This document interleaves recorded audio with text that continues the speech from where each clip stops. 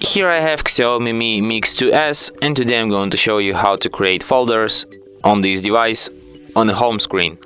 For example, if you want to create folder like this one with Google Apps, what you have to do is to just take this app and drag it on another app, then drop it on it, and as you can see now I have the folder with these apps.